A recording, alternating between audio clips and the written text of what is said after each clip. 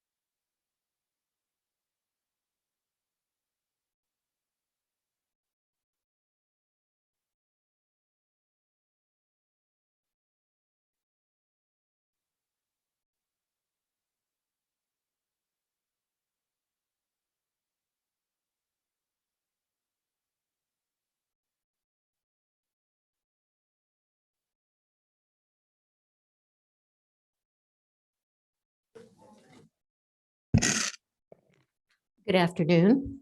You're in the Subcommittee on Redistricting and Elections.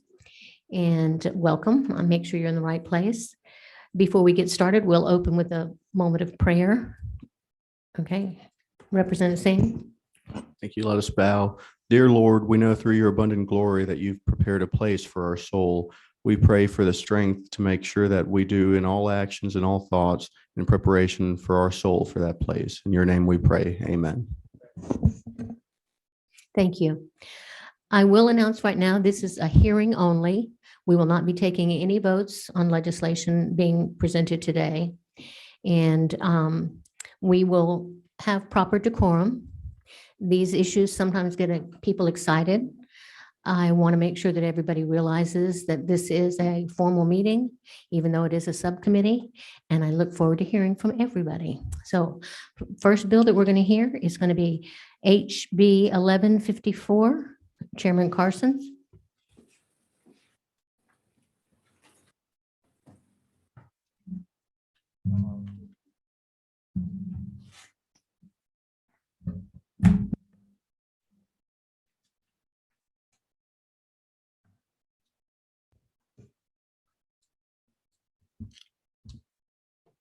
Thank you, Madam Chair, members of the committee. Bring before you House Bill 1154. As you're all aware, we're busy in the process of adopting reapportionment maps for various entities after the 2020 census, and this obviously includes Cobb County. The Cobb County Commission is currently a 3-2 Democratic majority under the maps that you see on your left and your right, and I think we have printed maps for you in your folders. The maps stay a 3-2 Democrat majority. I believe, and members of several members of the House believe this reflects the political composition of the county when you take a look at election results and so forth. It maintains interest for 4 areas. One is Northwest Cobb, that's the blue part, including basically areas of Powder Springs, Ackworth, West Marietta, so forth, some areas of Kennesaw. Northeast Cobb, where I live, that's also that's the Johnson's Ferry Road corridor, East Marietta, East Cobb, so forth, eastern in regard to a direction, not necessarily the city of East Cobb is all in there as well. Third, there's Southwest Cobb on the lower left, the green area, that's Mableton, Austell, those areas and so forth. And fourth, a middle Cobb district that includes the urbanization along I-75. When we did the Cobb maps back in 2012, or I think they actually passed in 14, even that was before the battery and the Braves move and so forth, which you see there at the intersection of I-75 and I-285. I see Representative Williams looking at that right now. There's been a fair amount of urbanization along that corridor, along I-75 from Cumberland and the battery up to town center. Many times when new maps are introduced, they are an attempt to reclaim control of a governing body. But with this, the Democrat majority on the Cobb County Commission is 3-2 under this map. It will more than likely stay a 3-2 Democrat majority. What this map does is it brings spheres of influence and communities of interest together, churches, schools, other activity centers that are common across the community. This was the driving principle when we were looking at the map about how Cobb is trending with regard to a urbanization along I-75. A significant portion of District 2, like I said, has become more of a city center and less of a suburban community. And this map reflects that. So I'm happy to answer questions if you like. I will say, I'm sure there's going to be spirited hearing and testimony on this, but I would like to remind the committee, I apologize for not providing this earlier. I would prefer that there be a 5-0 vote in the Cobb County Commission to have a unanimous map, move it forward and be done. Unfortunately for my county, and you'll probably hear the same from Representative Earhart on her Board of Education map and Chairman Setzler and others, we simply don't have consensus. This is an AJC article that I'm holding up in front of you, talking about our Cobb Commission map was another version was endorsed on a 3-2 party line vote. I would prefer, Madam Chair, not to have to bring this forward, but it is our responsibility as the General Assembly to adopt these maps. And unfortunately, my county is split on a partisan basis at the commission level. So with that, happy to take some questions, but that's essentially what the bill does. In regard to population, let me get my glasses out. Our population for Cobb County as of the 2020 census, for which we're working off of, is 766,149, which brings the population of each district right around 191,500 thereabouts. Thank So- you. And you do have a question, Representative Bernal? Thank you, Madam Chair. I have a couple questions. How did you comply with the Section 2 of the Voting Rights Act when drawing these maps? These maps were drawn in conjunction with Representative Ed Setzler and others and outside counsel to make sure we were going to be in compliance with various Voting Rights Act. Okay, was race a factor? Ma'am? Was race a factor? No. Okay. I understand your comment, and this is just a comment from me. On one hand, you all want all these new cities, and then that you want to take away from the county. And on the other hand, you want the county commissioners to trust you. So it seems like there's some conflicts there in Cobb County that hopefully y'all will be able to work them out. There's a lot of differing opinions. That's all I can tell you with regard to people that don't want other communities in Cobb County to have a more local government, and among many other issues. I don't know what more to say to that. And one more question. I just still want to ask that question that I asked earlier. Why, if they wanted more local government, did you all not just expand your commission board? Again, that was not an initiative of the city of Vinings. The city of Vinings has specific desires, and they felt cityhood is the best route for that. Thank you. Representative Maynard? Thank you, Madam Chair. I just wanted to know if it's possible to see the current map so we can compare what this map looks like versus the other map.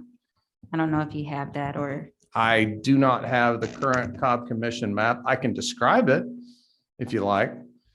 If you look at the map behind you to your left, essentially the area in pink goes up the eastern part of the county, all the way, almost all the way to that flat northern boundary, which is Cherokee County.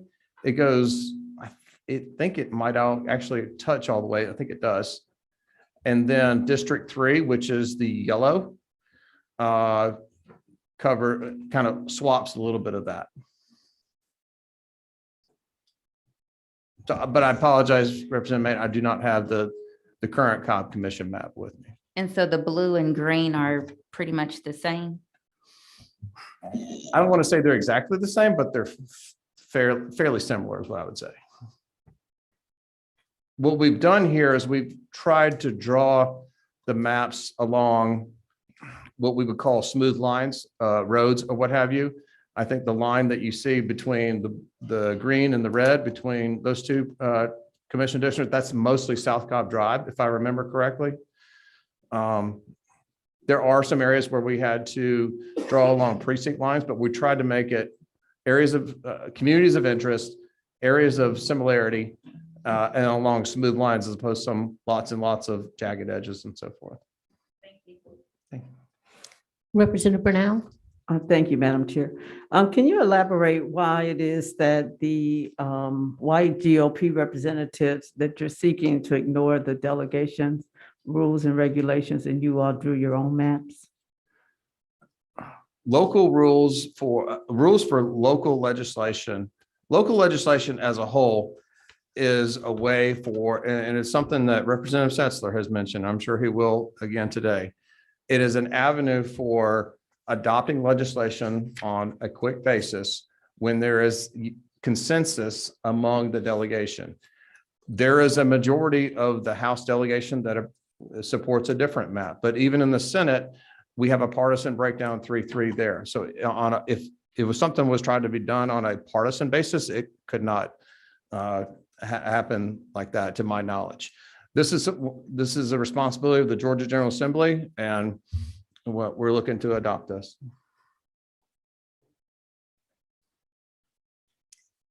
Okay, right now I don't have any more questions from our membership. And I have quite a few people that want to speak. Most of them have indicated they want to speak to both bills. So as a result, I think I'm going to go ahead and hear the other bill. Okay. Do you want me to stay here, Madam Chair? Later, or- It's whatever, well, I was going to let the other bill, you can stay there if you want, and then you can both be there to answer questions. And then we will listen to everybody. Okay, we'll hear House Bill 1028 from Representative Earhart. You sit here. Okay.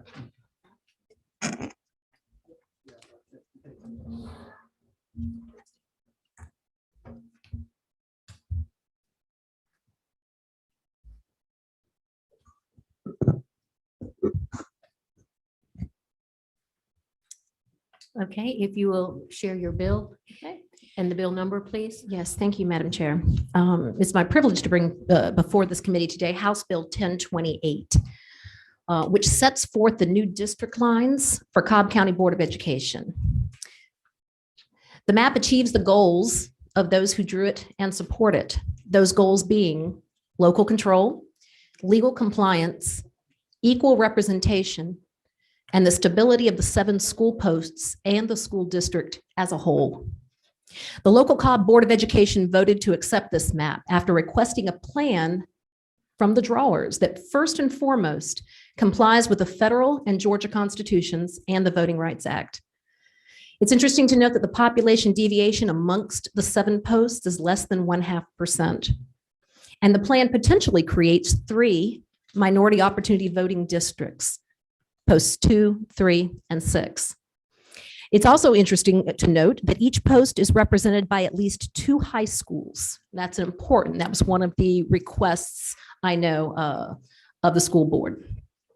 The board also considered communities of interest. And a good example of that is the location of cities within the Cobb County area. The city of Acworth now being completely 100% located within school board post 1, the city of Powder Springs and most of Austell being located in post 3. The future city of Vinings being located 100% in post 6, as well as East Cobb 100% located in post 5. Most of Mableton in post 2, and most of the future city of Lost Mountain located in post 7. It might be worth also noting, if you look at the map, you'll see the white area in the center, and that represents the Marietta City School District, so that does not apply. Things that were considered certainly in the drawing of these maps would be high school attendance zones. There's merit to be had here in the fact that these high school attendance zones are largely represented by the same board member across the county. Additionally, school feeder patterns were considered and reflected in this map.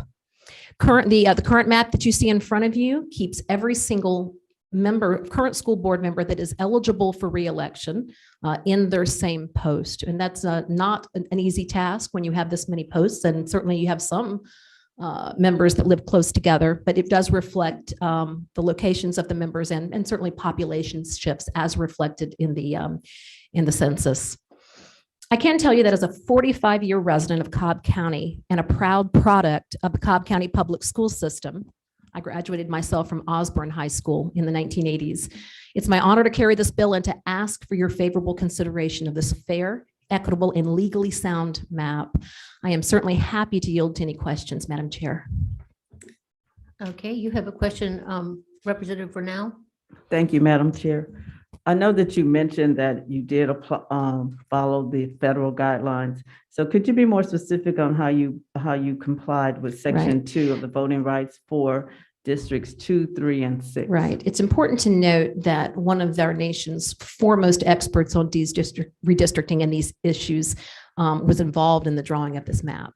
So I certainly defer to his legal wisdom, but I can tell you that that is the number one consideration in the drawing of, quite frankly, any maps that Attorney Byron Tyson has drawn, and specifically the Cobb County Board of Education as well. What is his name? I'm sorry. Oh, Brian Tyson.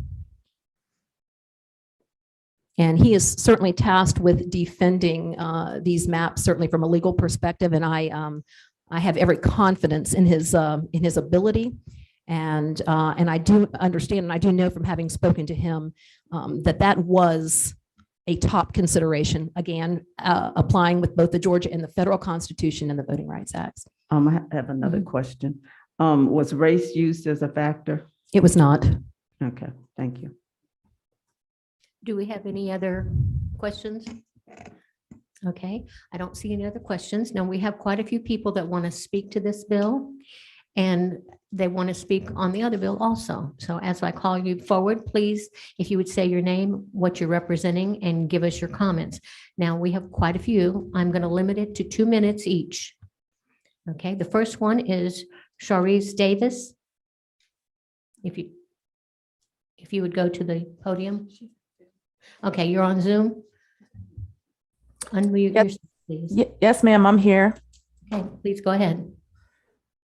Hello, representatives. My name is Trey Davis. I'm an elected member of the Cobb County Board of Education and speak to you today as an individual member of that board and not for the board. I am also the mother of 2 students in the Cobb County School District.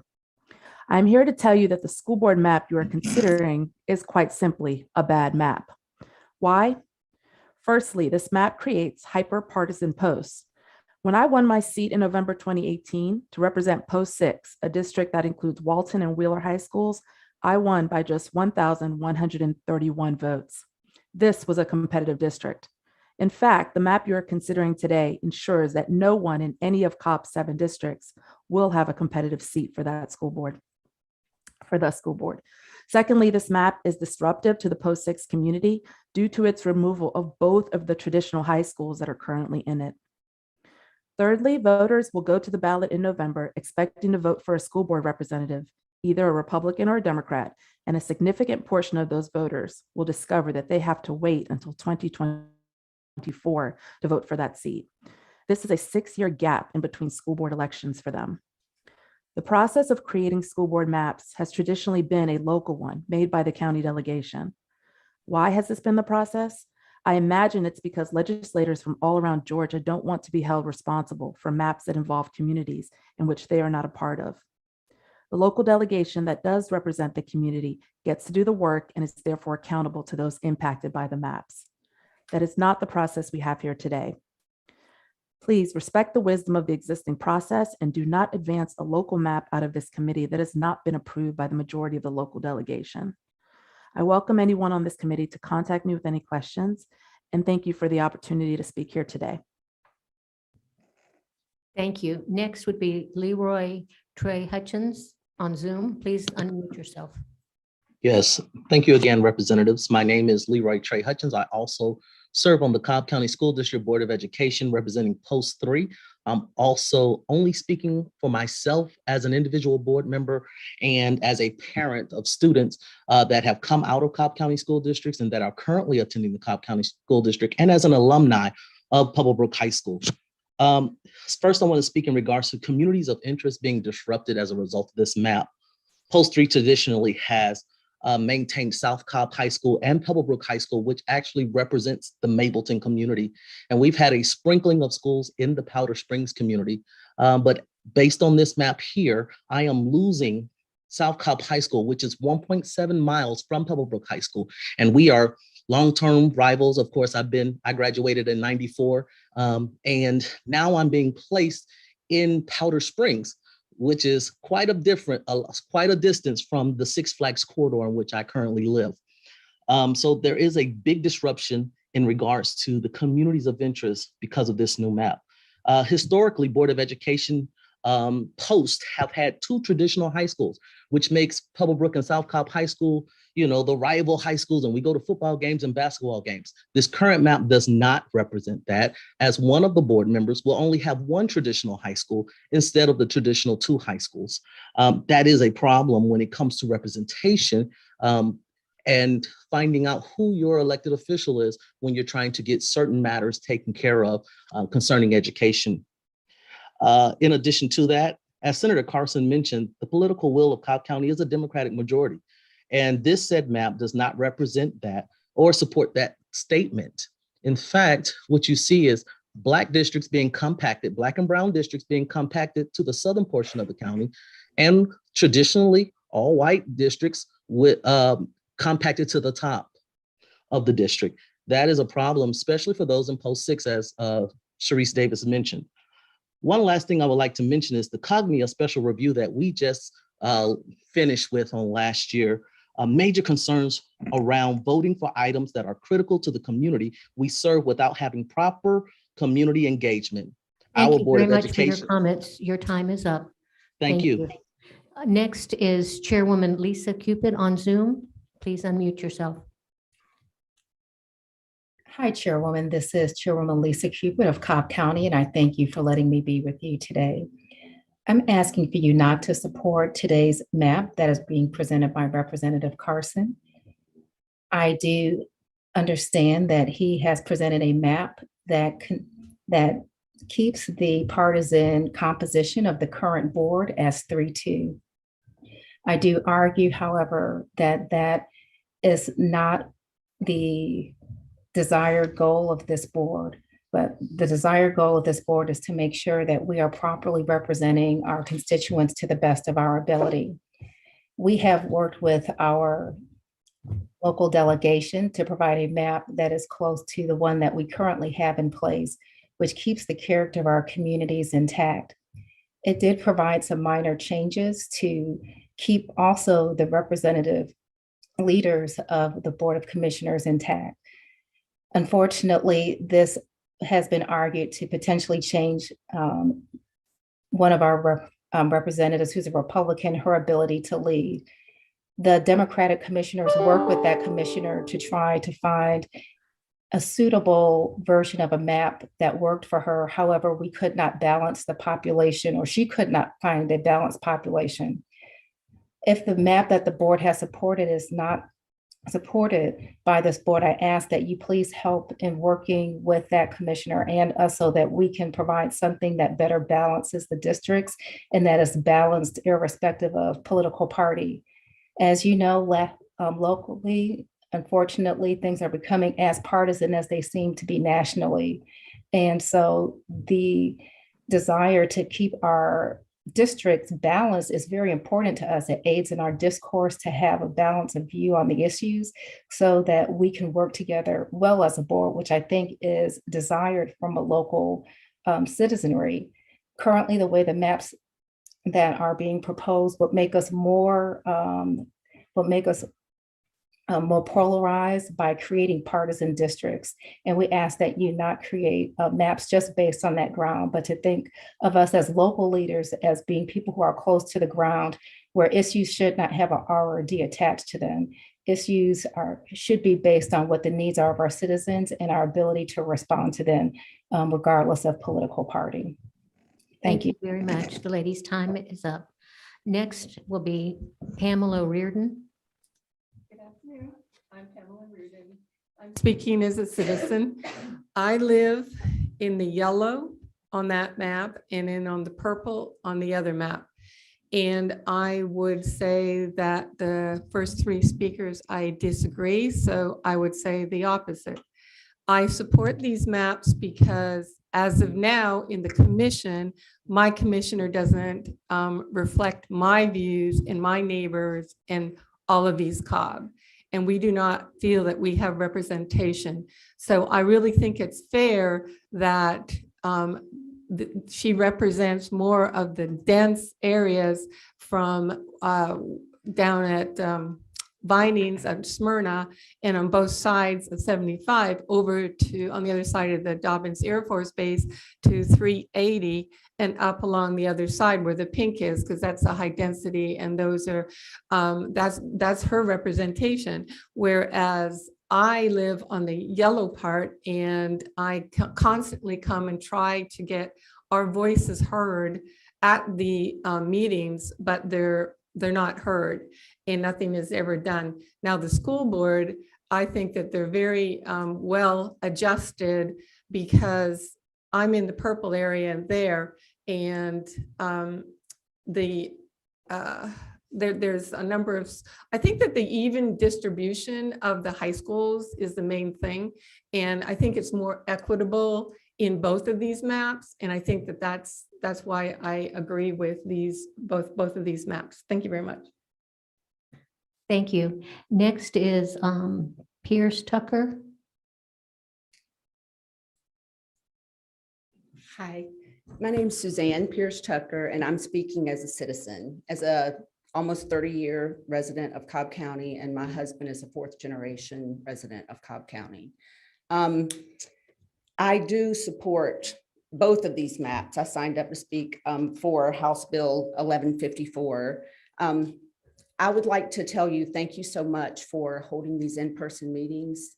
Thank you so much for the opportunity to come and have my voice heard in front of you here. That is very important to me as a citizen. I've never spoken at a committee meeting like this, but I appreciate so much the ability to be heard. I do feel, I feel concerned that a lot of the opposition to these are people that are holding office currently. And I do feel these are more reflective of us as citizens, of us having accurate representation. And I would like to ask you to please put the citizens first and consider us above people who could have other interest in why they want to change the maps. So thank you. You have a question, Representative Bernal? Hi. Yes. Thank you, Madam Chair. I just want to ask you, you said that you don't have representation. This is your first time speaking. Have you ever gone to the commission meetings and spoke and Yes, I expressed have your concern? attempted. Yes, I have attempted. Okay. And your problem or whatever was going, it wasn't solved? I wasn't allowed to speak. You weren't allowed to speak? Yes, I have attempted to speak, and it has been difficult for me to be allowed to speak for some reason. Is that, I mean, is that because of their rules for speaking? I'm just trying to understand. I don't live in Cobb. I'm not familiar. I don't know why there's been an issue. Okay, thank you. Thank you. You have no more questions. Next would be Michael Garza.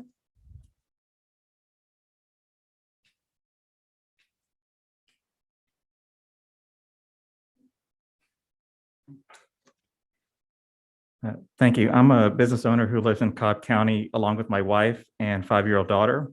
I'm here to express my concerns with the school board map. There are many reasons not to like the process in which this map is being pushed here today. It was passed by the Cobb board less than 24 hours after it was first shown to residents. It was created in private using public dollars by a company whose CEO is the husband of the sponsor of the legislation.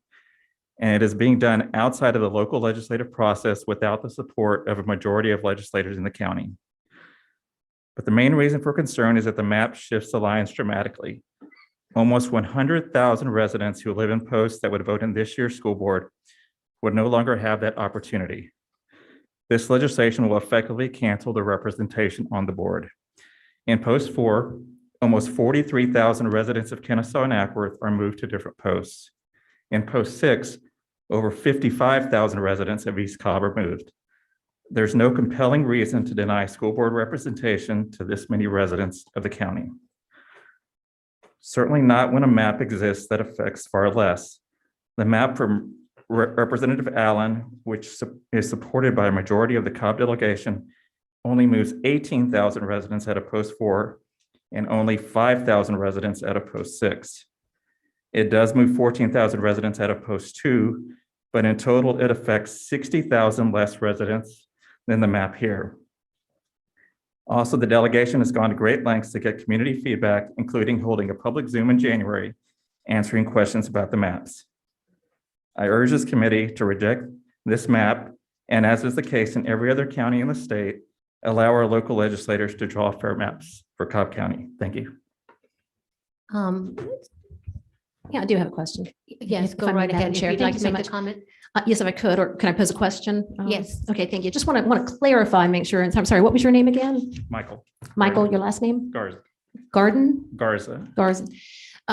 Just wanted to clarify, because I know you mentioned, you made some reference to a CEO of an organization being the spouse, perhaps of a legislator. And I just wanted to clarify, I can only assume that you're speaking of the former state representative Earl Earhart and me as his wife, the now sitting legislator. Just wanted to clarify for you, just so that you were working with the facts, is that the company that drew the maps that we're debating here today was Taylor English Duma. They are tasked, when we're tasked with the drawing of the maps in coordination with the school board in my case. And I believe you are referring to, my husband works for Taylor English Decisions, a completely different division, different legal entity, and one that had no feedback, input, or involvement in the drawing of the maps. So I just want to make sure that you were clear on that. Thank you. Thank you. Representative Burnell? Oh, excuse me. I want to ask you a Yes, question. question. Since she asked you, were you clear? Did you have any comment about that statement? About you being clear? They are affiliated, but whether or not there's clear delineation, that's for people to decide whether or not there really was clear delineation. Thank you. All right, next would be Jacqueline Bettauer. Good afternoon. I am Jacqueline Bettauer. I'm the chair of the Cobb County Democratic Party. I'm wearing a few hats today. I'm also a resident of Cobb County District 2. I'm a resident of School Board Post 6. I am also a resident of the proposed city of East Cobb. I'm a homeowner. I'm a taxpayer, a mother. So there is an established process in place for local legislation involving the Cobb County delegation. But what we have now are a few legislators who've been downgraded from majority to minority status within our county, yet feel entitled to impose their authority over the voice of Cobb County citizens. This is voter nullification. I hear a lot these days, East Cobb cityhood, from Representative Setzler himself to my left, about local control. We need more local control and government closer to the people. House Bill 1154, the County Commission map before you today, is a gerrymandered mess, drafted in secret without community input or delegation approval by Ed Setzler, who won his 2020 election by only 250 votes. Both he and John Carson say they have identified 4 communities of interest: West Cobb, East Cobb, South Cobb, and the Central Transportation Corridor community. There is no community of interest called the Central Transportation Corridor. That is a fabrication used to crack District 2 and draw Commissioner Richardson out of her seat, effectively ending her term prematurely. Commissioner Richardson, a 33-year-old educated, professional Black woman, flipped the seat in a free and fair election 1 year ago. They couldn't beat a young Black woman at the polls, so they resort to this. House Bill 1028, the Cobb County School Board map, is also a gerrymandered mess. It was drafted by Taylor English, a Republican lobbying firm, with close ties to Earl Earhart, a former representative, and Ginny Earhart, his wife. Ma'am, your time is up. Next is Heather Tolley Bauer.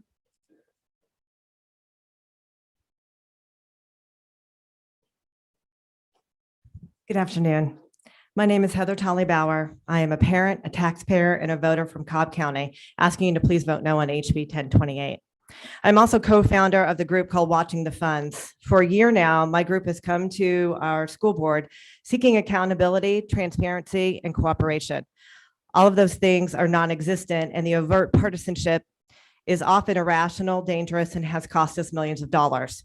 Here's an example. At the request of the superintendent, the board approved $12 million of CARES money on UV lights and hand rinsing stations to mitigate COVID. No data was shared with board members, and certain board members weren't allowed to ask questions. The request passed 4-2 on party lines.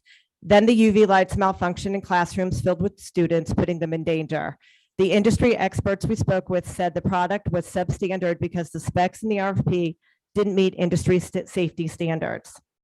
As I listen to both sides use the term community of interest in justifying maps and processes, I realize my only community of interest is made up of every student, educator, taxpayer in Cobb.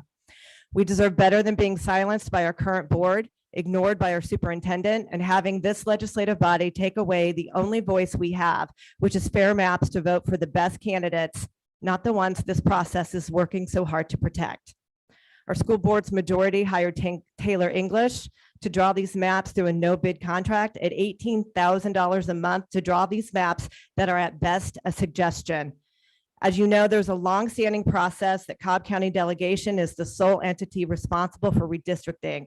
That is a process the Republican Party has abided by and benefited from.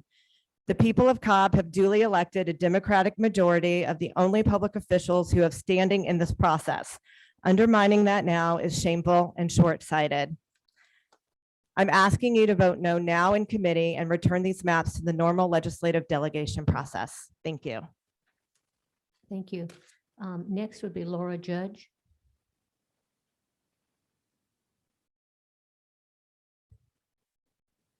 Hello, my name is Laura Judge. I'm a resident in Cobb County and specifically in the East Cobb area, represented by both Cobb School Board Post 6 and Cobb Commission District 2. I would also be moved into the purple area on the school board map and the yellow area on the commission district map.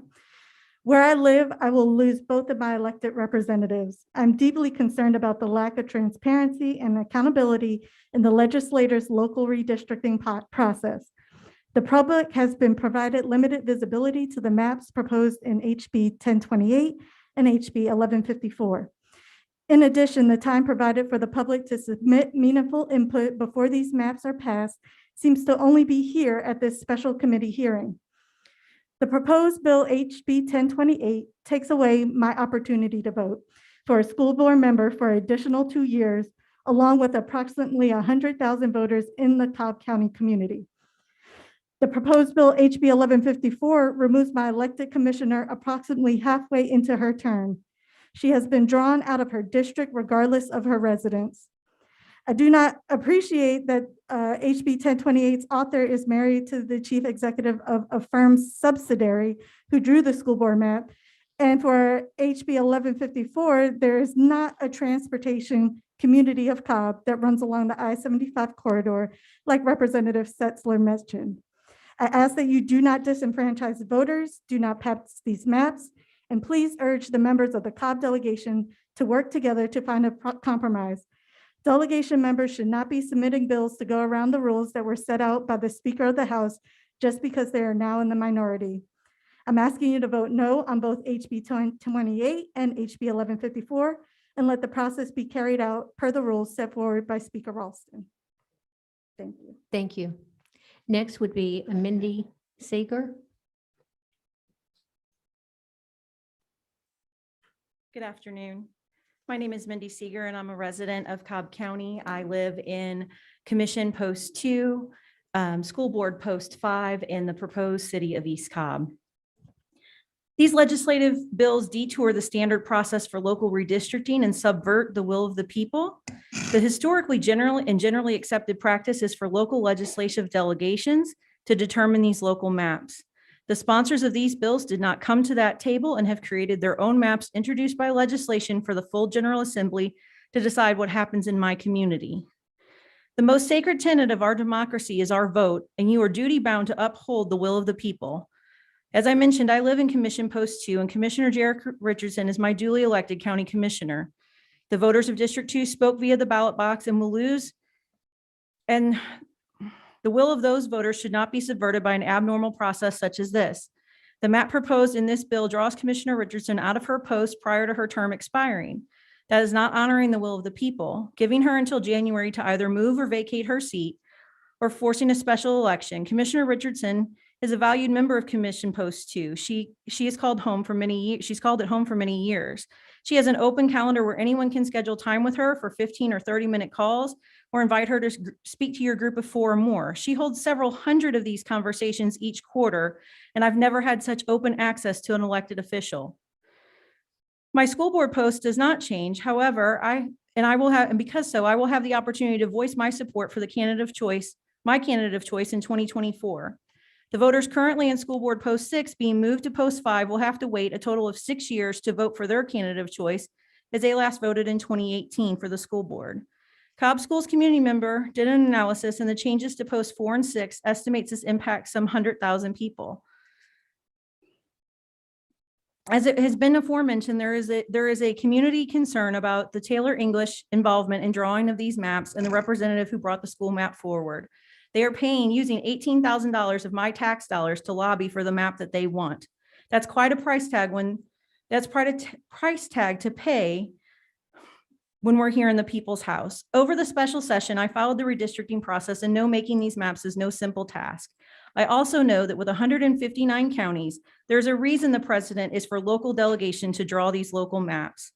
By using legislation, these bill sponsors are giving the keys to our political destiny to the entire General Assembly. I'm asking you to vote no now in committee and on the House floor should it pass, and return these maps back to the normal legislative delegation process. Thank you very much. Thank you. Next would be Julie Boland. Good afternoon. Thanks for the opportunity to speak with you today. As the chairperson noted, I'm Julie Boland. I've lived in Marietta for 25 years, and I'm the redistricting chair for the League of Women Voters of Georgia. Cobb County is undergoing change in both the demographic makeup of the population and the party in power. Since the 2020 election, a new majority of legislators represent Cobb. Now that new majority is in place, suddenly the legislature is circumventing the normal process for passing local legislation in our county. I'm alarmed that this body appears that they might be willing to abandon local control and ignore the will of the voters in Cobb. We saw this happen in Gwinnett, and I think Cobb is at high risk. We feel like these actions undermine our democracy.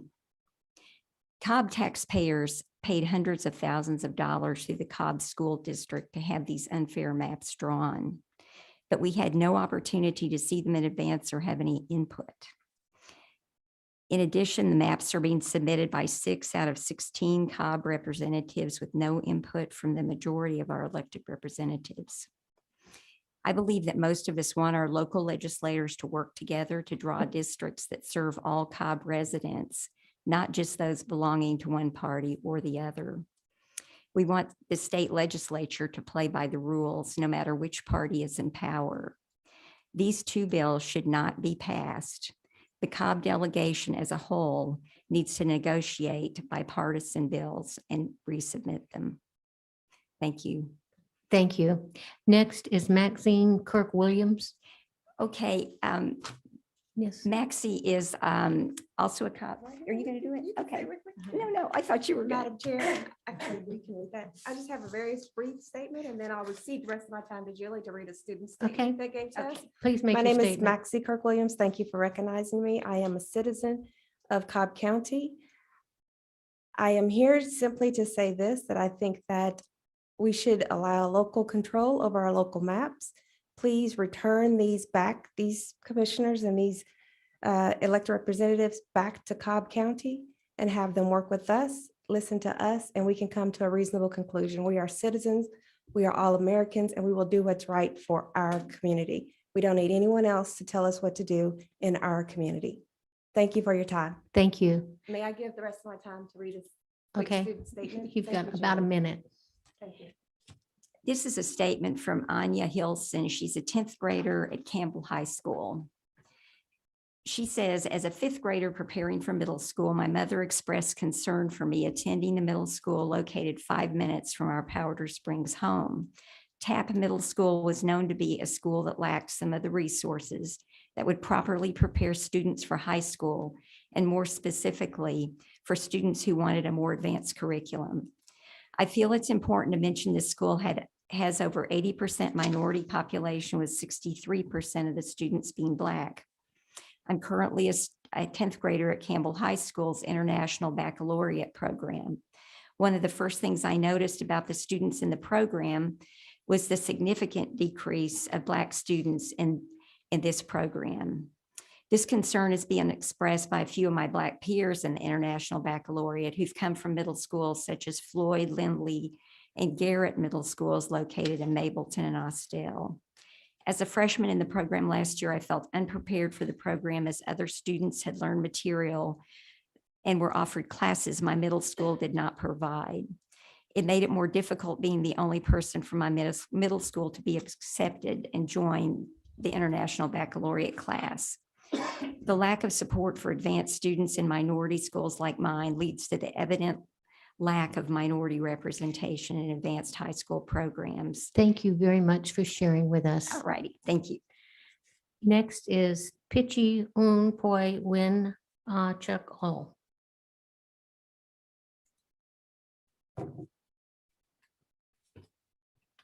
Thank you. Bear with me here. I wrote two separate testimonies, one for each bill.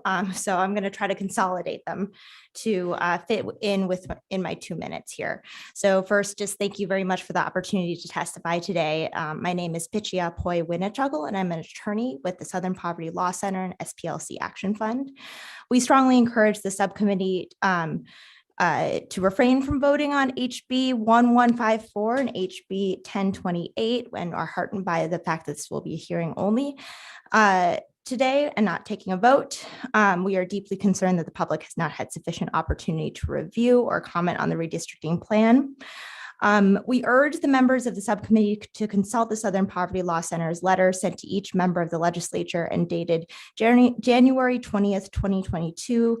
The letter details legal obligations under the 14th Amendment of the U.S. Constitution and Section 2 of the Voting Rights Act, which would protect voters of color from having their votes diluted. The letter also strongly encourages members of the subcommittee to provide meaningful opportunities for public engagement and to ensure transparency in redistricting, and includes suggestions for how to do so. One question I had for the subcommittee today was there's apparently virtual testimony options available, and just would appreciate on the record to detail to everyone today how one is able to testify online via virtual testimonies so that other people who cannot make it in person are able to have their chance to give input into the public process. Very quickly, substantively on HB 1154, we are concerned that the proposed map fails to keep communities of interest together in splitting the cities of Smyrna, Kennesaw, and Marietta into separate districts. In particular, the county commission map, I believe, splits Kennesaw State University's voting district tracts into 3 separate commission districts. With respect to HB 1028, we're concerned that the map splits Smyrna and Kennesaw into separate districts and double bunks 2 African-American incumbent board members. These decisions, we would like just further justification for these decisions, why they were used. And at minimum, the bill sponsors should publicly post the proposed map and data files on the General Assembly website and respond to the questions, for instance, of why race was race used as factor in making these maps, and has the LCRO certified these maps pursuant to the process outlined in SB 177 from the 2019 legislative session? And if so, will you release the results and underlying analysis that went into that decision? Thank you. Thank you very much. Next would be Jericho Richardson.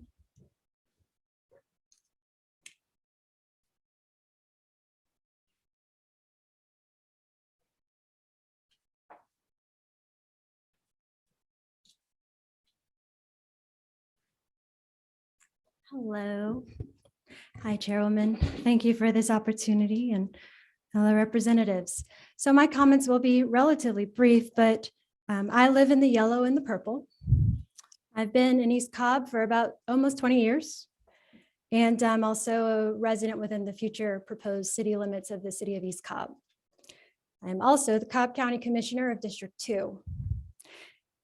For me, with these maps, particularly the commission map, there are three inherent issues that I see: process, the purpose, and the immediate impact. From a process standpoint, there certainly wasn't a lot of communication at all with any of the commissioners. From what I understand, not with either party. None of the commissioners were a part of this process. Neither was the community. That is an inherent problem in terms of gathering information that could be used to make maps that adequately represent the population. Secondly, when we look at communities of interest, how we define that. So we talk about the purpose here. If you knew District 2 very well, I've been living in the district for quite some time. There are about 10 different communities of interest, unique communities, geographically, culturally, that have unique needs. And it is really important that as we continue on in our representation, we acknowledge that diversity isn't red or blue. It is much more colorful than that. And third, the immediate impact would, of course, draw me out of my district, meaning I only get 1 year of full representation of being a representative, and then another year of relative lame duck, and then I have to vacate my seat.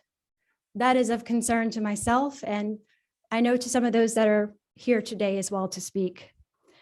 As for open, honest, transparent communication, certainly with my office, there are town halls, there are quarterly reports, even my calendar is open to the public.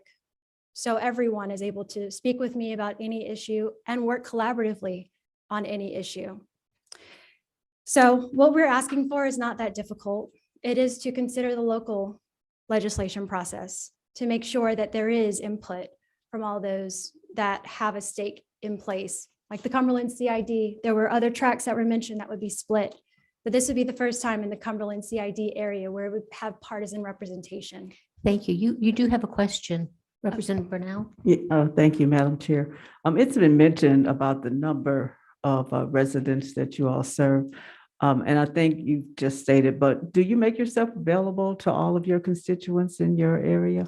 Absolutely, no matter the party, and even some of those here that have spoken against have partaken in that process as well, and have certainly been invited to be a part of those same boards and initiatives that I have going on as well. Thank you. And if there are no other questions, I would like to yield my time to my colleague. We're out of time. I'm out of time. Thank you. May I approach? Yes. If it's not too much. I didn't have a. Please identify yourself. I'm sorry. Commissioner Monique Sheffield, Cobb County Commissioner and Vice Chair of the Board of Commissioners. I didn't have an opportunity to sign. The list was gone when I walked in at 3:03. May I have the opportunity Sure, to you speak have now? 2 minutes. Okay, thank you. Before I share my statements on behalf of the Board of Commissioners as Vice Chair, if there is ever a citizen that comes down to speak at our Board of Commissioners meeting and they are not allowed to speak, it is simply because they have not followed the procedures with respect to speaking and signing in. So that's that. But my comments are, we live in a political climate where truth is believed to be fiction and fiction is embraced to be the truth. It is far less challenging and far more advantageous to rule by fear rather than ruling on the side of truth. There has been a fair amount of conditioning and manipulation to get us to this point, but nonetheless, we are here. On January 25th, the Board of Commissioners passed Representative Eric Allen's proposed map, which had very few changes to the current lines. But most importantly, it did not draw any of the commissioners out of their respective districts. The most recent proposed map is a blatant and overt attempt to regain political power at the top brass of Cobb County government. The newly proposed map is a rebuke to the voters that elected to be governed by Commissioner Richardson. The voters of District 2 should be appalled, and I mean appalled, that they are regarded as not being intelligent enough to know what is in their best interest. When this meeting began, I said, we will keep proper decorum. Okay. Please make sure that you do. We will not have any untoward comments like that made, please. Okay, my apologies. I missed that part. What we are dealing with is the thought that one's power should be placed above someone's willingness to serve. I ask that the proposed map be reconsidered to redraw Commissioner Richardson back into her district and allow the democratic process to follow its course. And if it's not the will of the people for her to continue to serve, then that should be determined by their vote. Thank you for the opportunity. Thank you. Next, Representative David Wilkerson.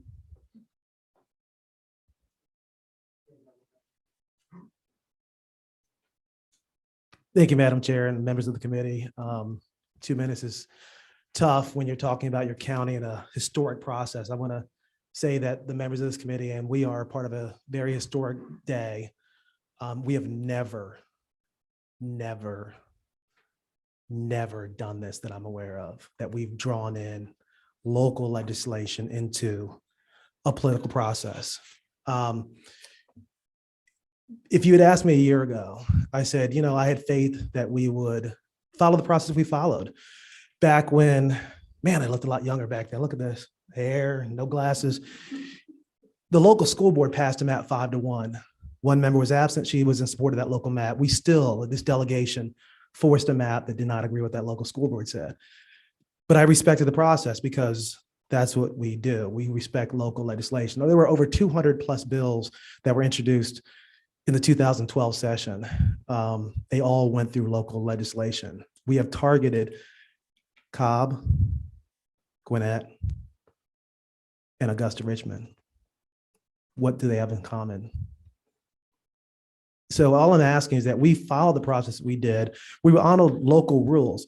So yes, local legislation is there for a reason. That's why we submit the legislation each session, because we want to follow local rule. It's not a request. It's not a maybe. We are a chamber of rules. That's what we function under. We're talking about passing a healthcare bill because of the impact. Democrat, Republican, they all have concerns. They sit in those school board meetings. You get to go back to your homes. We have to watch 4 white men and 3 African Americans fight daily over our kids' education.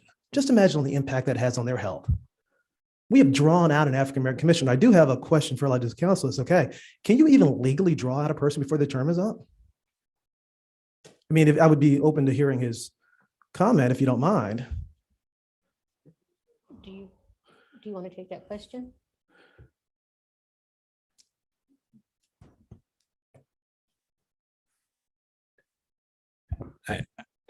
I did not work on this map, so I don't necessarily, or this bill, so I don't necessarily know if the exact details, but shortening the term of an elected official would require a referendum pursuant to OCGA 1311.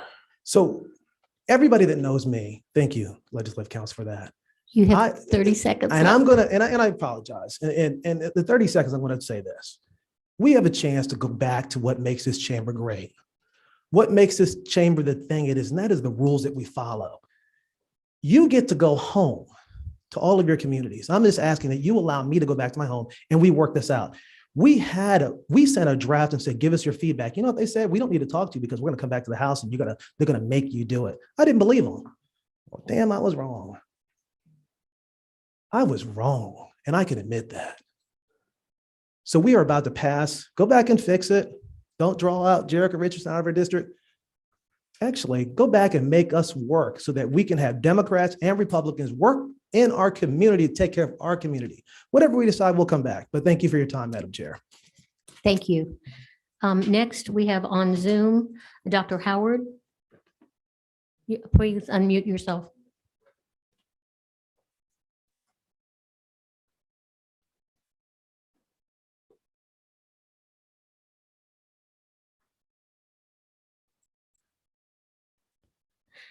I'm trying to get him connected. We'll go on to Megan Dormady on Zoom. Hi, do you hear me? Yes, we hear you. Okay, excellent. Thank you. Hello, my name is Megan Dominy. I'm a citizen and a resident of Cobb County, and I'm a parent of a student in the Cobb County School District. I have a kindergartner, and I have a child who will enter kindergarten in 2 years. So I'm basically going to be part of this district for about the next 2 decades. Needless to say, I'm very invested in the redistricting process. I want to thank you all for allowing me to speak today, especially virtually. I have a sick kid, so I'm glad that I could do this from home. And like so many others have spoken today, I want to urge all of you to please honor the voice of Cobb County residents by moving forward with the redistricting maps that our own Cobb County delegation created and approved. These maps were released to the public back in December, I believe, and they've also allowed public comment for at least 3 different forums. The alternate map introduced by Representative Earhart was done in closed meetings with no other elected representatives from Cobb County, and it was not offered to the public for feedback before it was voted on. I'm asking that Cobb residents, all of us, are given a voice through the Cobb delegation to move forward with their map. This is what was encouraged by the speaker himself, that these maps were local legislation, and so they should be handled by our own local government. The people of Cobb spoke in 2020 by electing these leaders, and our voice can and should be heard through them today as they lead the redistricting effort for our county. So please, I urge all of you, if this comes to a vote, to vote no. Thank you. Thank you. Next, let's see, Dr. Jana Howard, are you there? Yes, hold on one second. Go right ahead.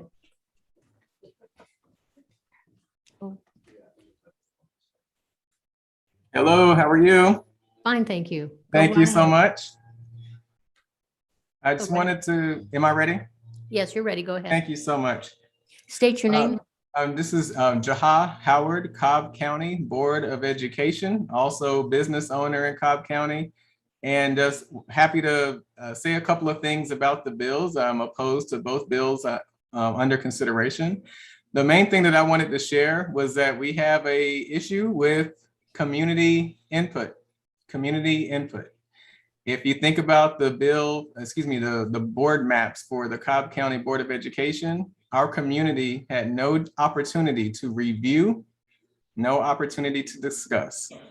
Things were brought up during a day meeting and voted on it within hours. And that is more than problematic. And I wanted to make sure that this body understood that the community did not get a chance to engage in the process. Y'all are lawmakers that are highly respected.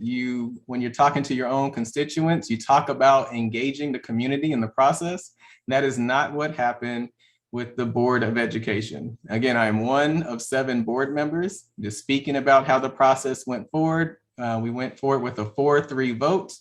And I think it's important that we allow for a local control to maintain and let our our county lawmakers make that decision. So I wanted to leave it at that and answer any questions that may be on the floor. You do have a question? Representative Williams? Thank you. Excuse me. Thank you, Madam Chair. What is your policy on allowing the public to speak at your school board meetings? Sure. We have a policy where at the time, people could sign up the night before at 7 p.m. the night before to be able to speak the next day. What if they are not, what if they don't? What if they sign don't? up the day before? Are they Okay. allowed to sign up at the meeting and speak? At the time, that was not allowed. We had recently changed our policy to have That's online. enough. Thank you. Okay, thank you. Representative Brunel? Yes, thank you, Madam Chair. I just have one question because on the news, I think I saw where your either your superintendent or the chair of your board made the decision that even your students can't speak at your board meetings. Is that true? Yeah, well, there's a policy where there's an age requirement. So the students were coming to public comment and wanted to speak as 16 or 17-year-olds. They wanted to be able to speak without a parent chaperone. That got voted down to adjust the requirement to allow students to speak.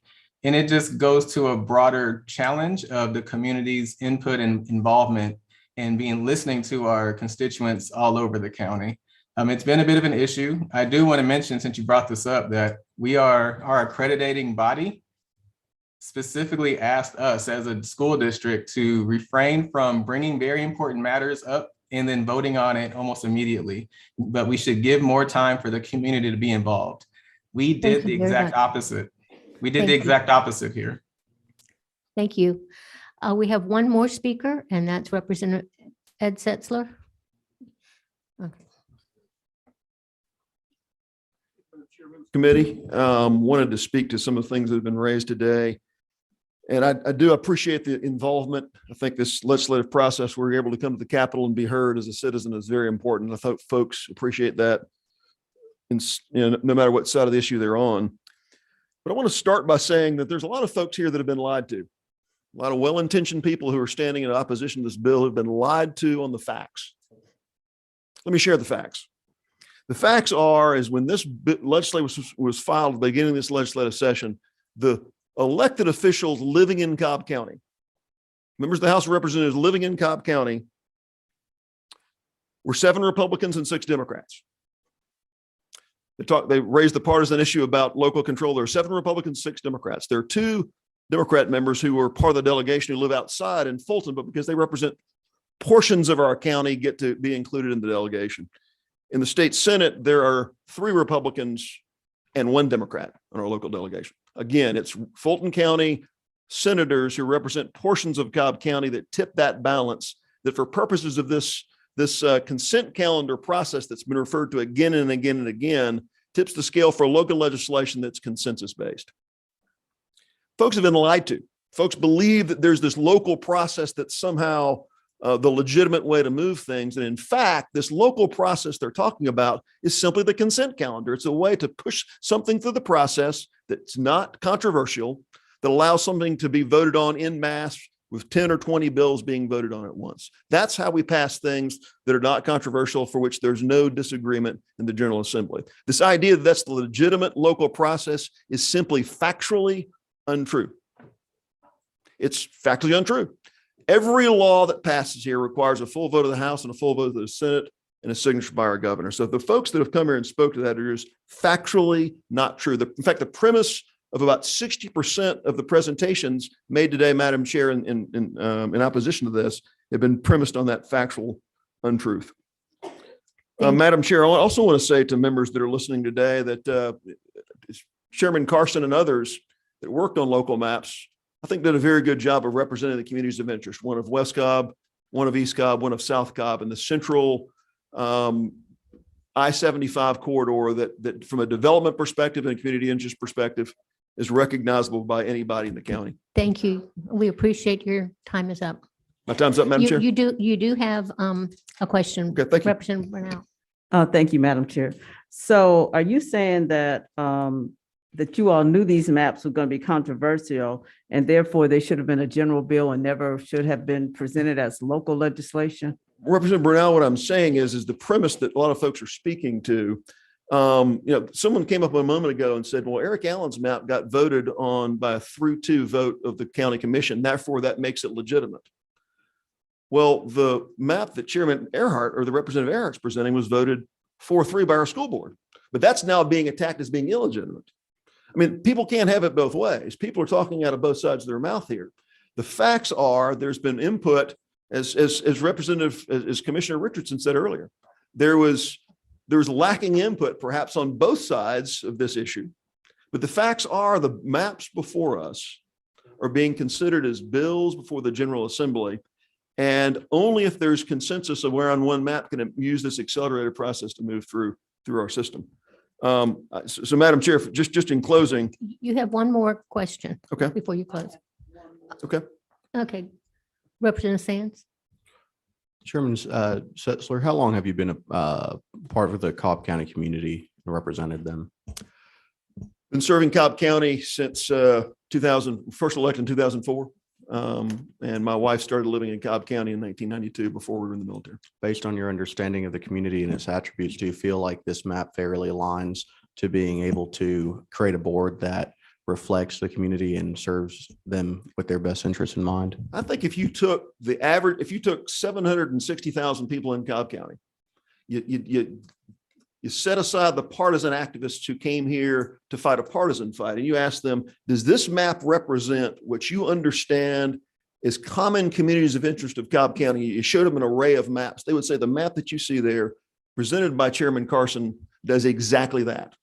Furthermore, that map that's presented by Chairman Carson is not even It's not drawn for partisan purposes. The other map was drawn to be a 4-1 to 5-0 complete takeover by one party. This map leaves control of Cobb County in the hands of the Democratic Party, but represents communities of interest that folks can recognize, feel good about, and knows represent them. Thank you. Representative Brownell. Thank you, Madam Chair. There's a statement that you made. You said that because those representatives did not live in Cobb County, but they do represent Cobb County, correct? That they, how did you say that that they did not support their people? I don't, because and I just asked that because I live in Clayton County and there are people who represent part of Clayton County and they represent other parts.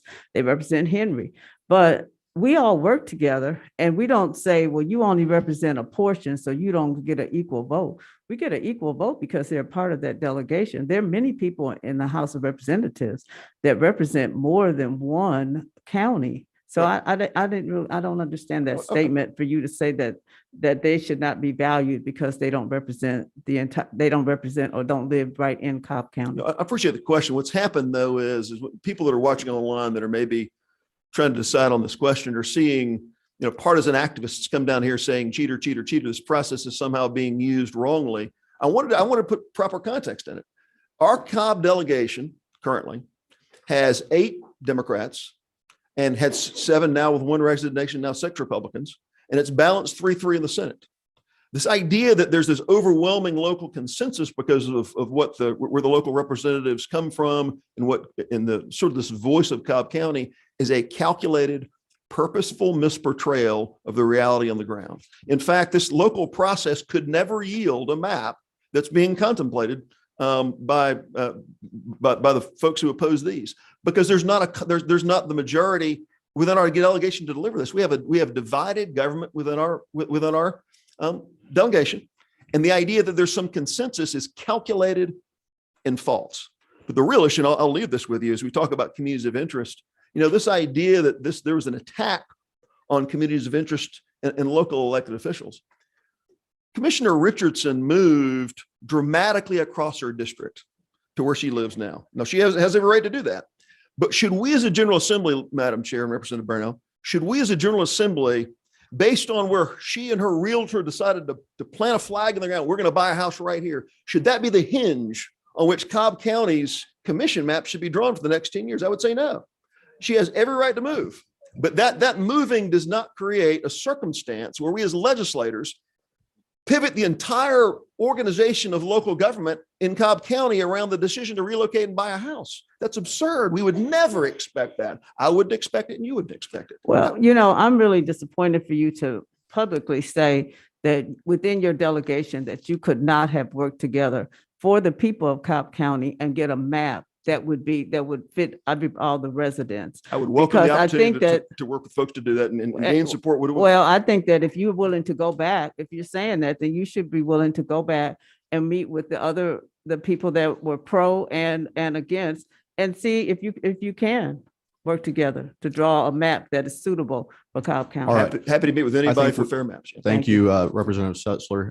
We're going to go with to Representative Maynor on Zoom. Thank you. I have a question, not necessarily for Chairman Setzler. This is just a general question for the author.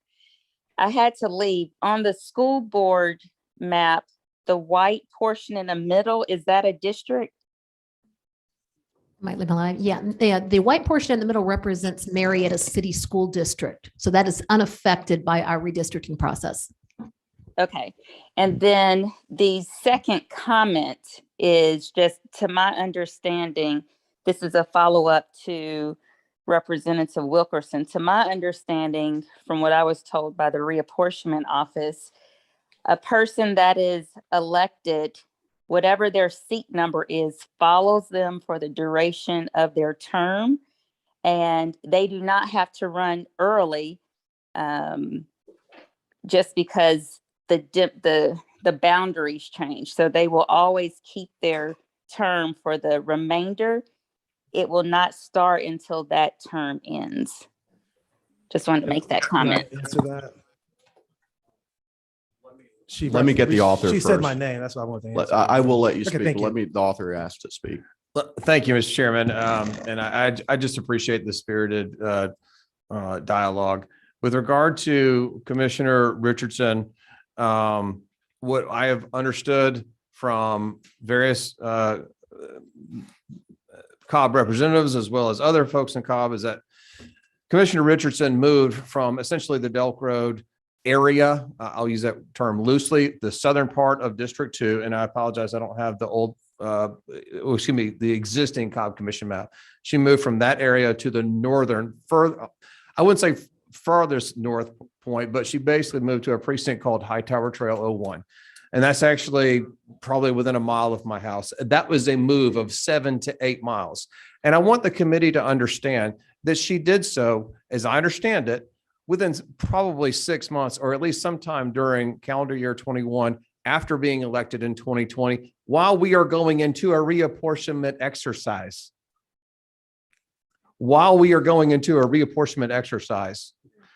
So I in regard to Commissioner Richardson, she can absolutely serve out the rest of her term. She would just be required to move back to that area that is common between the old District 2 and the new District 2, which is a fair amount of the area around I-75 and near where her base of support was from an election standpoint in 2020. She would serve, she is duly elected and is entitled to serve all the way through January 1st of 2025, I believe. But she just must live in her district. Yes. All right. Quickly, if you want to address it very briefly. I think the question was, can she serve out the remainder of her term? And I believe she lives in her current district. She didn't move outside of her current district. So as long as she's in the district boundary, you can't have two commissioners, last I checked, in the same area. That's one. Two, I do appreciate their willingness to work with us, because that's what the comment they made, is that we could probably have that conversation with a quick phone call and be like, dude, where do you live? I think that would have handled that part right there. The third thing is that I do believe, can anybody point where she lives, where she used to live? I'm pretty sure her old house is still in the new district, but she would have been drawn out. She would have been drawn out anyway. So you want to respond to that? I don't want to speak for you. Go ahead. Yeah, it would have been drawn out either way, but. We're getting off subject here. We're trying to wind this meeting up. Representative Fleming, you've been waiting. Okay. Representative Brunel? Thank you, Madam Chair. To the authors of the bill, I just want to ask, this question was asked, has the LCRO certified these maps already? And will you release the results and underlying analysis that went into that decision? Is this in regard to the commission maps? Both of them. Can you repeat the question? Has the LCRO certified these maps already? Yes, it has. I have a copy of it right here. Both bills have been certified that they meet the proper criteria. Okay. And then the second question was, will you release the results of the underlying analysis that went into that decision? We're talking about the population and statistics and so forth?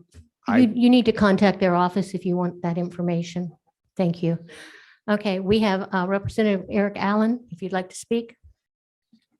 Thank you, Madam Chair, and I'll be real brief. And I'd also like to ask that you waive the sign-up rules. And a member of the school board also showed up late, David Chastain, wanted to speak as well after me. Thank you. So I just wanted to discuss process briefly and kind of make sure we understand point of orientation where we are. We have tried to work collaborative as a delegation. In early November, we started on the process. We sent over some communication to each board member of the Board of Commissioners and the school board. I had individual conversations with each member of the Cobb County Commission. In December, I sent those draft maps after all that information was collected to each member of the Board of Commissioners and the school board, asking them for their feedback once again, to give me feedback on what they saw. After we got that feedback, which closed on the 1st of the year, I sent an email to every member of the delegation with the proposed maps, after I'd gotten all the feedback from the commissioners and the school board. At that point, I received no feedback from any member of the Republican Party in our delegation. We then had a public forum where we left a public comment period open for 4 days. So the public was able to see the maps and ask questions, get their questions answered. We also had a delegation meeting last week, well, 2 weeks ago, where no member of the Republican Party, the delegation, showed up for that meeting, but it was the same day they introduced these maps. I lay that out because we have followed a very clear, open, transparent process. The other thing I will say to the conversation about local legislation, I think it's very important that we don't confuse people on the truth that Representative Setzler said. Even though it's a local bill, it is voted on by the entire body. I see that. That is the absolute truth.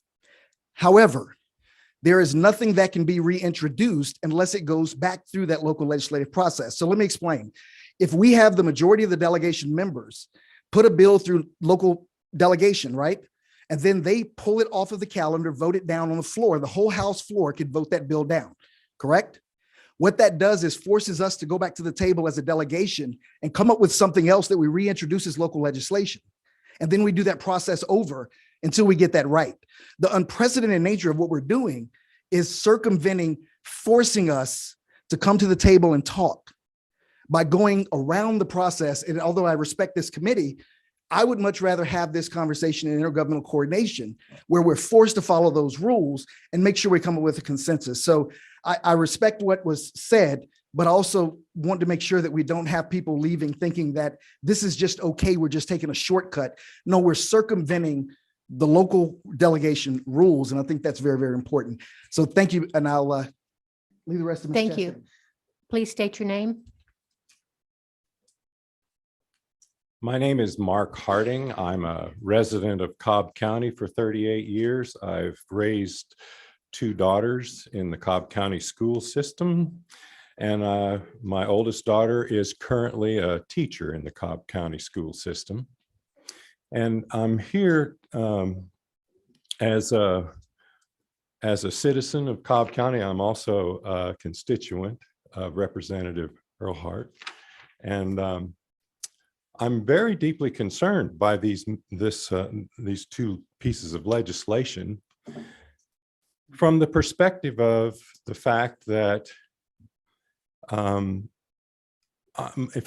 as a person of faith, in my faith tradition, there is a fundamental element of justice known as subsidiarity.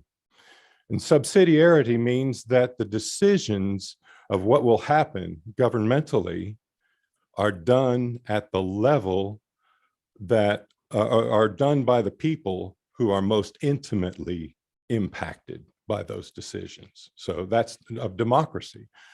This legislation seeks to override that principle. And as a person who supported ardently former Cobb County Commission Chairman Mike Boyce, and may his soul rest in peace, I'm just, I don't understand why this legislation rises at all in the state legislature. It's a violation of, one of the violations it is of the Republican principle of local control, of local government having authority to be that most intimate decision maker for the people most intimately impacted by the legislation.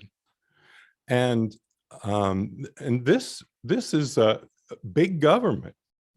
It's trying to reach in and invade the people who have been elected by Cobb County, who represent the people of Cobb County, and override the will of the people in Cobb County with a state level decision that is inappropriate, in my opinion, entirely. And as I said, it violates the whole concept of Republican values of a government of the people, by the people, for the people. It's just completely taking it out of our hands and assigning it to a bigger body who wants to come in and invade our county with their decisions. And I hope that this committee will kill these two bills. Thank you. Thank you for sharing with us. Are there any more comments? Anyone have any additional? Representative, go right ahead, Representative Carr. Thank you, Madam Chair, Lady. And again, spirited dialogue. I just wanted to address a couple of items. One, in regard to Commissioner Sheffield, ma'am, I know you made a statement that this is an attempt to regain political power. Can I just be very clear to the commission, to the committee, just like I said earlier? The Cobb County Commission is split 3-2. 2 Democrats commissioners, 2 Republican commissioners, 1 Democrat chair. This map leaves that intact. This is not an attempt to regain political power. It is 3-2 map now under the current map. It is a 3-2 map under this new map. And if I may, in regard to, I wasn't going to mention this, but because Delegation Chair Eric Erlin mentioned that, and I quote, this was a clear, open, transparent process. I have an email shared with me where Republican lawmakers were not included on a map on discussion. This was sent from Representative Allen to the entire board, as well as Representatives Anulowicz, Mary Frances Williams, and Wilkerson. And this was sent back in December. No Republican was copied on this whatsoever. And I will state this, quote from Delegation Chair Allen. It is important to get your final feedback on this draft before we socialize with the rest of the delegation or the public.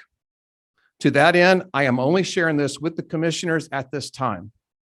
Although nothing prohibits you from sharing it broadly, it will be easier to respond to proposed changes with a smaller audience. This is an example of Representative Allen's clear, open, transparent process. Thank you. One last comment. Please identify yourself. Hello, my name is Gabriel Sanchez. I went to Dickerson Middle School and Moulton High School in East Cobb. Excuse me. I'm a Colombian American. I was born and raised here in Georgia, but my parents and my family is all from Colombia, and most of them live in Cobb County. So I'm very concerned with these maps in the sense of representation for my community, namely the Latino community, which doesn't have a single elected representative in Cobb County at the moment, even though we're 15% of the population of Cobb County. The splits that we see, the demographic splits in these 2 maps are concerning in many ways. When we look at the Board of Education splits, for example, our county is essentially split, even if you exclude the Marietta School District, 50-50 more or less in minority and white representation. And yet there's only 3 school board districts in this map that are majority minority, and there's 4 districts that are super majority white. Well, if it was proportional representation, there should be 3 majority white, 3 majority minority, and 1 that's more or less evenly split if we were going to be proportional to the county's demographics. Yet this map does not do that. So clearly it is not representing my community as well as many other communities. The Board of Commission map, I mean, if you just look at it for a second, that red district, like, come on. You're going to tell me with a straight face that's not gerrymandering? The people of Vinings and Smyrna don't go to Town Center Mall, which is the northern part of that red district. They go to Cumberland, which is right there on I-85 and 75. The distance between Vinings and Georgia State University is the same as Vinings and Kennesaw State University. And yet somehow you want to tell me that that red district is the same community of interest. That's not how that works. So these maps are clearly gerrymandered. And if you say, yes, it doesn't change the makeup of the current commission, sure, then why are you representing this in such a weird process that has never been done before? That seems, if you're going to avoid the normal process rules that have been the tradition of this chamber, that just seems very sketchy to me. There seems to be, like, you're claiming that this is not going to change anything, but then why wouldn't you follow the normal process to do so? Thank you very much for sharing your comments and thoughts with us. Thank you so much. Thank you. Okay. We've heard from everybody today. And as I said earlier, we are not taking a vote today, but I am going to share a few thoughts that I have on this. You have problems in Cobb County. And I think a lot of it could be solved. This body does not want to be Solomon. That's not our job. I think a lot of things were done separately and done deliberately separately. And I think you need to get together as a community. And I don't mean this parcel and that parcel. I think you need to know that everybody doesn't always get their own way. And I think you need to be working cooperatively. So with that, I'll share my thoughts and we are adjourned.